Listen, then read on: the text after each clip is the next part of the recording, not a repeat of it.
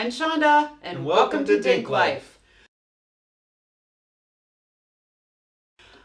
So after that, we then walked around a little bit in the area that's kind of like New York, Brooklyn back in the 1920s. Yep. It's really a cool looking area. They've got like elevated street cars. Yep. And old cars on the street, like milk delivery trucks and things like that you can even ride around. Yeah, they drive around. You can take rides in. And just the one cool thing that happened to us there that I think is worth mentioning, we went into a store just to look at the merch and see what they had. And the lady behind the counter was so fascinated with the fact that we were American and the fact that this was our first visit. And she just was very kind. She asked us, we went to exchange some currency so that we could do like the flat and pennies thing. And when she heard that we were American, she was asking us all about our trip and was it our first time. And then she closed her register. She was the only one in there. Yeah. So she was the only register open. She closed her register to take us outside and show us a manhole cover that said Manhattan on it.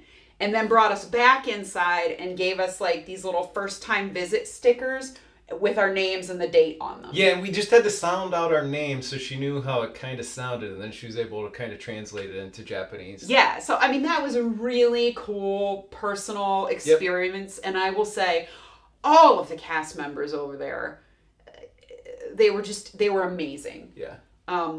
It was just a really good experience. Unfortunately, after that, the weather did kind of get a little crummy, and it started to rain. It didn't rain for long, probably only an hour or two, maybe. And it wasn't like a torrential downpour. No, but we ended up hopping on the trolley car. Yeah, but we had prepared for it. We had worn like rain jackets and brought little umbrellas and stuff. So we hopped on the elevated trolley car. Now you can ride that all the way around, or it stops back in the back toward Aquatopia.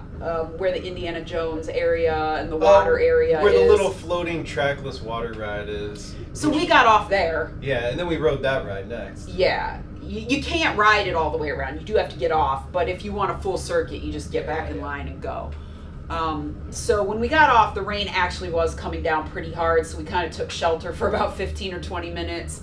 But then it cleared up and it wasn't bad at all. And honestly, that was the only rain we had the entire 12 days that we were in Japan. So thank the Lord for that. Yeah. Because I don't think that's ever happened to us before. But the Topia ride was really cool. Yeah. It makes it, when you walk up to it actually though, it looks like it has a very long line, but there's actually two lines because it's two different sides. But that one was really cool. It's a trackless ride, and I think it only sits in maybe like an inch deep of water. But it's just a fun little thing. You don't really have any control. You just sit in a car and it spins around and you go through the water. I think in the summertime when it's warmer, there's actually, on the other side, you get wet on it. Okay. So, but then in the wintertime, they shut it down completely both sides so you don't get wet. And when we were there, it was still too cold for you to actually get wet on the ride. Which was fine. Yeah.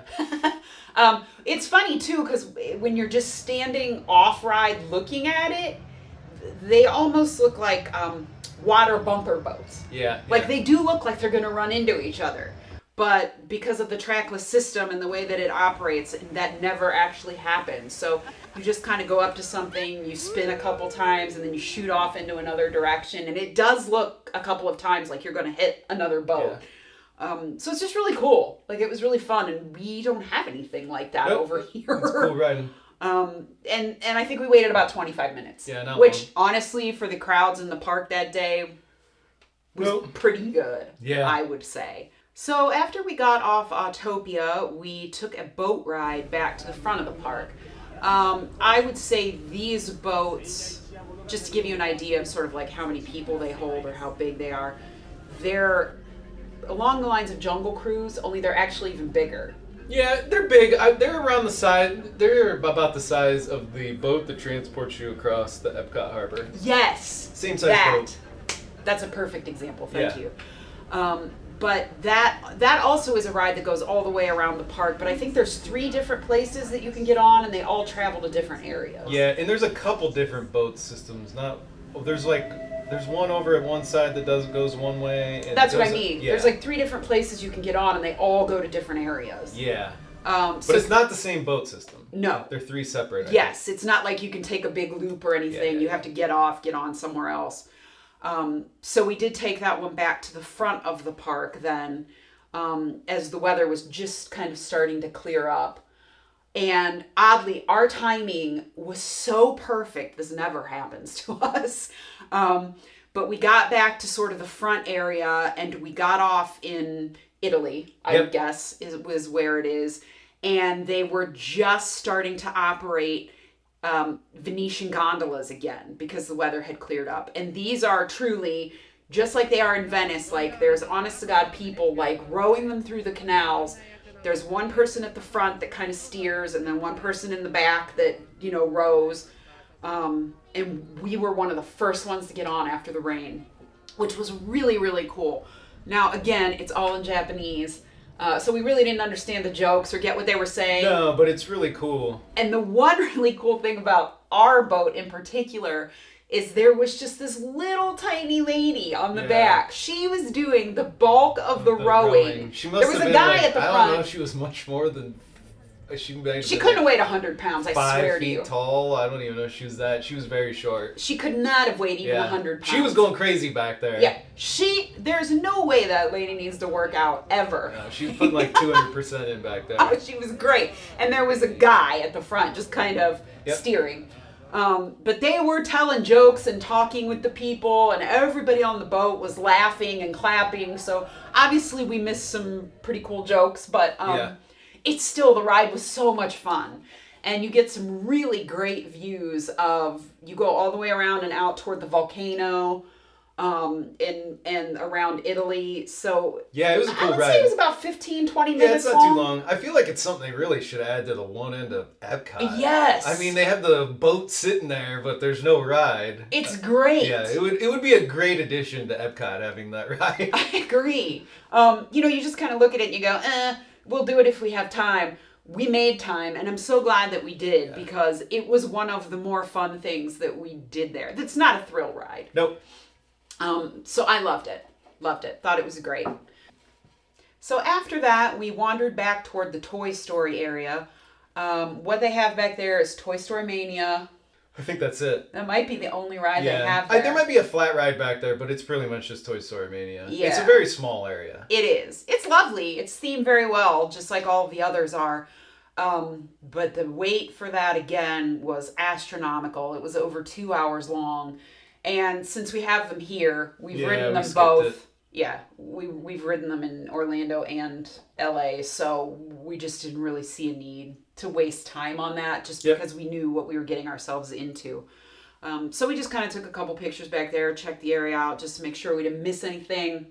So then once you come out of the Toy Story area, you're back near the Tower of Terror and the American Waterfront, and there is a replica of a ship out there. Oh, yeah. Almost like the Titanic or the Queen Mary, the QE2.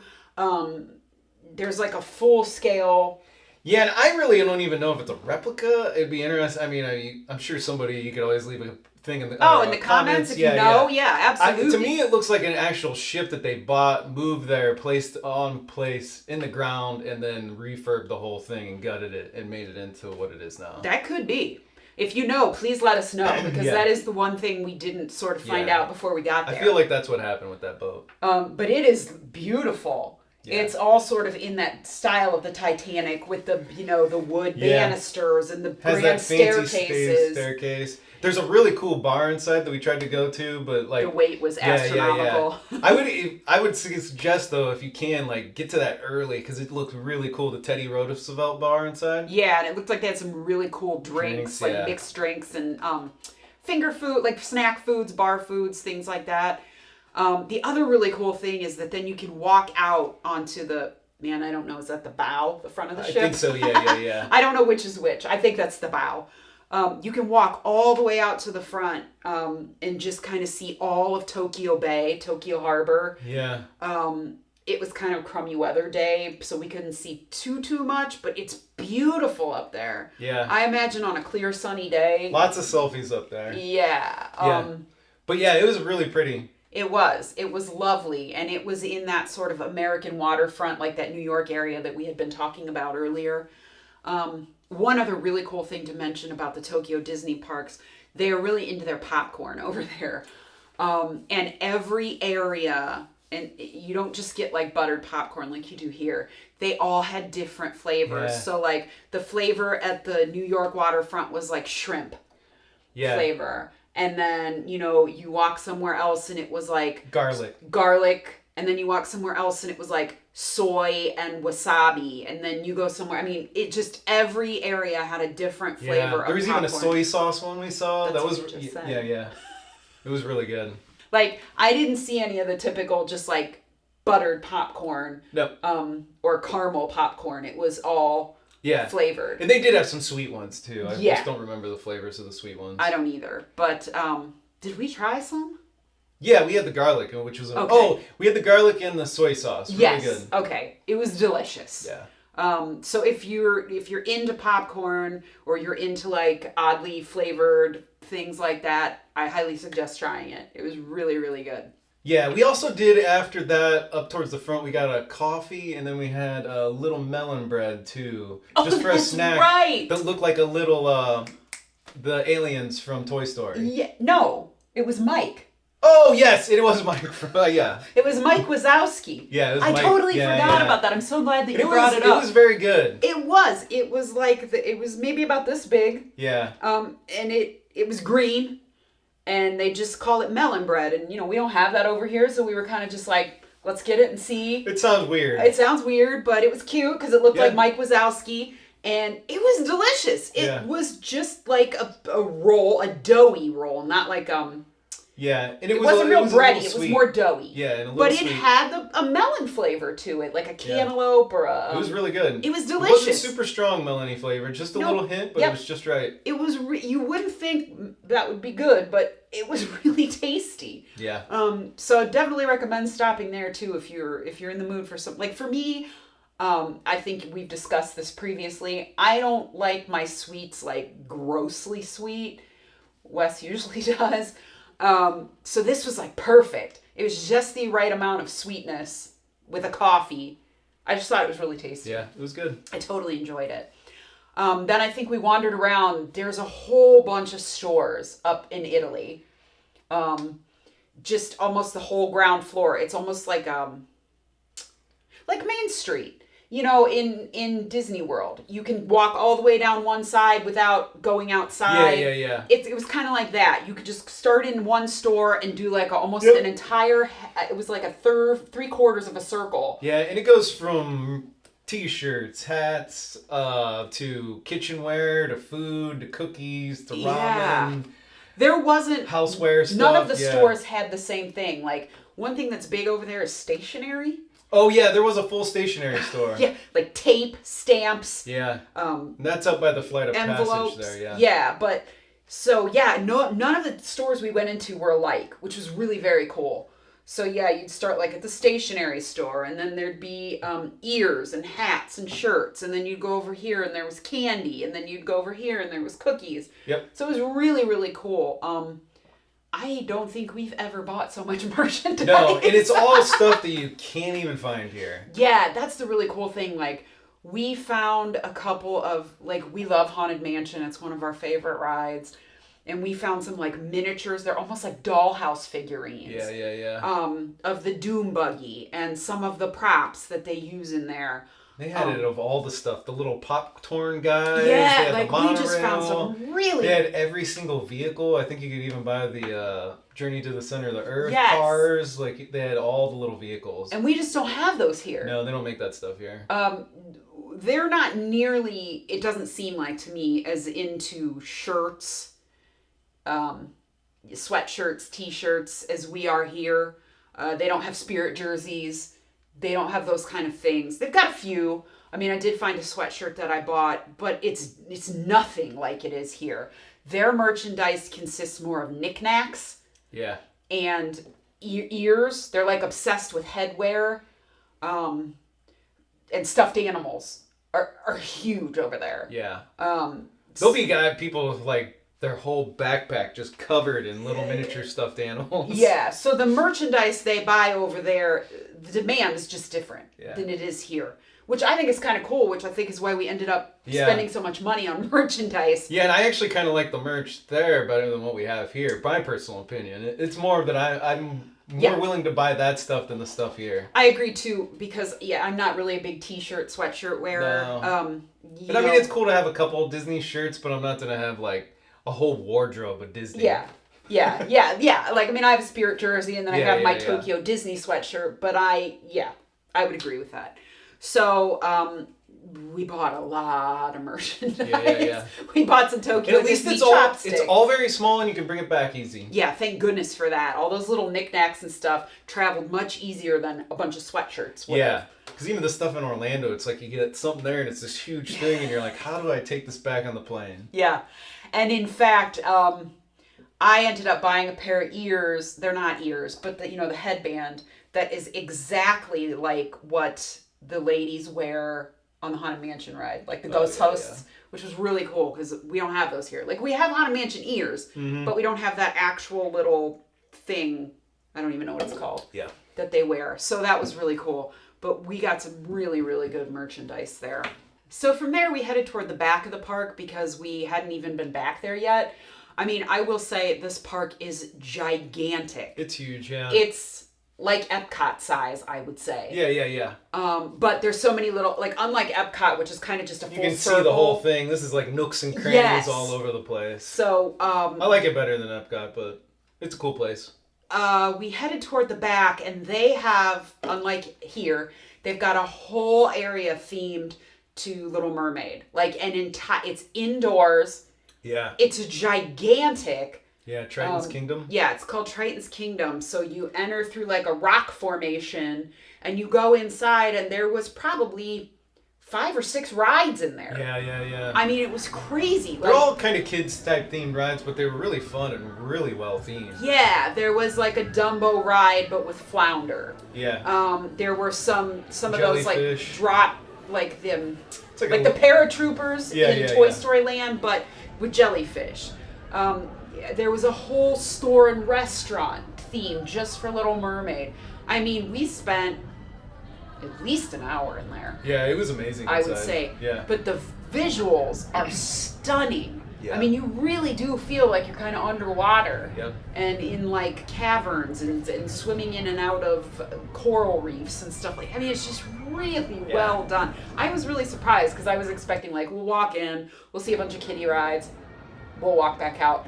But we rode the jellyfish. Yeah, which was fun. It was very fun. It was a long wait. The store was really cool in there too. I think it's was it inside a shark or a whale? It was in a whale's mouth. Yeah, it was in a whale's mouth, like the one or like the storybook ride. Yeah, from Pinocchio or something. Yes, like that fairy tale book ride out in California. Yeah, looks just like that. That was really cool. And then outside there are a couple more like kids ride, like a very small roller coaster. It looked really cool. Yes. And then another flat spinning ride that sits right in the front of it. And at this time, it was like at nighttime, and the lighting on it was amazing. Like everything looked just amazing, the lighting. It was crazy. We've got some pictures and stuff that we can share. But I mean, it just looks spectacular. If you're like we are, and you're awed by like just how Disney thinks of every detail, this park was... It's so detailed. I mean, Lord. Like, we could probably go back 4 more times and still not have seen everything. We spent probably at least an hour in there, I would say, wandering around that area. And then right next to that is like a Moroccan area. Yep. So it's like Aladdin and Sinbad and all of those kinds of rides are back in that area. So we did want to make sure that we at least looked at that area, and we'll talk more about it on the day 2. Yeah, we spent more time on day 2. We kind of rushed through there, did the Sinbad ride, which was really cool. I mean, amazing little ride, awesome dark ride. Yeah, really catchy song. The song, too. I know. Like I was singing it after we left there. So yeah, it's kind of like It's a Small World. It's like a Small World ride. Only the animatronics are more detailed. Yes, way more detailed. And the song doesn't is annoy, so catchy. And the song doesn't annoy the hell. No, it's just catchy. Like Small World song. But of course, we've also been on Small World like 30 times. I mean, I love Small World, but I know that song drives people crazy. Maybe that song wasn't so annoying the first time we wrote it, but But no, I mean, it was just really cute, and it was super fun. And I know that Sinbad's not as big over here, but man, was that ride cute. And we do have some video footage of that too. So after that, it was pretty late. Yeah, it was pretty much. There might have only been like an hour left of the park, and we were kind of tired because we did the whole day there. We did spend, almost the entire day. We left right before I think the night show started. Yep. Like just as people were starting to like pile in for that, we were like, oh, we better get out of here before it gets crazy. So we did spend a whole nother day at Tokyo DisneySea though, so we will talk about the things that we missed the next time on our day 2 review or whatever you want to call it. But we pretty much didn't do anything on day 2 that mirrored what we did on day 1. I mean, almost everything we did was different. It's a 2-dayer park for sure. Oh, 100%, especially if you want to get on everything. Even if we didn't get on things that we had ridden here, like Toy Story and stuff like that. So we still didn't get on everything. Yeah. But we did get on the things that were different, and we checked out everything that was not the same here. One of those things, which we will get into detail later, is their version of Soarin', which was, my God, the line for that ride far surpasses anything.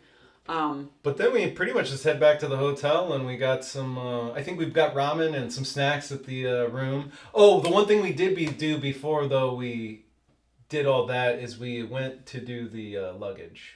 Oh, yeah. So So one thing was we weren't 100% sure yet how we were getting back to the airport, and we're just throwing this on here because we are probably not going to talk about our travel day back to the United States. But it is important to note when we came from the airport into Tokyo, we took the JR, we took Japan Rail, and then we took the subway to get into Tokyo. Well, what we didn't know ahead of time was that from our hotel, they'll pick you right up at the front door for $19 a person. Yeah. And then you don't have to worry about your luggage, getting it on the train or anything. They will pick you right up. I think it was at like 9:45 a.m. Yep. And they'll take you directly to the airport and drop you off at your terminal. And also, I think that is the earliest one. It's the only one. I thought there was a time later in the day, but that was the earliest time. So if you have a really early flight, you might not be able to do this. You might have to take a taxi or something. Yeah, that is the unfortunate thing. And one thing I will say, this was the first and only experience we had with anything in Japan being late. Yeah, they were a little late. The bus was about 45 minutes late, and then on top of that, I think we were the first hotel that got picked up, and they stopped at like every hotel on the property. Probably like 5 hotels or something afterwards. Which we thought we were going to be late because it was like supposedly a 2-hour ride to the airport, and but I think they count in all the stops. Yeah, and when if you just do GPS on your phone, we were like, it wasn't even that far out. It was like in fact, we were early. Or something. Yeah, we got to the airport real early. Yeah. So I will say, I think taking the bus was actually better than riding the train because we didn't stop. Once we got moving, we went straight to the airport, whereas the train ride into Tokyo was like an hour and 15 minutes. Yeah. So the bus for us was a better option. It was just faster. Your luggage went right under the bus. I think it's cheaper too than the train. It was definitely cheaper than the train, but again, we bought first class passes. So, so that's just one thing to note. If you're staying on Disney property, all of those Disney hotels and even the partner hotels like the Tokyo Hilton, you can get a bus right out in front, which it was great. Yep. Highly recommend that. So just wanted to throw that in there in case that was something that you were looking for. So anyway, that was our first full day at Tokyo Disney Springs. That was a lot. We packed a lot in. Yeah.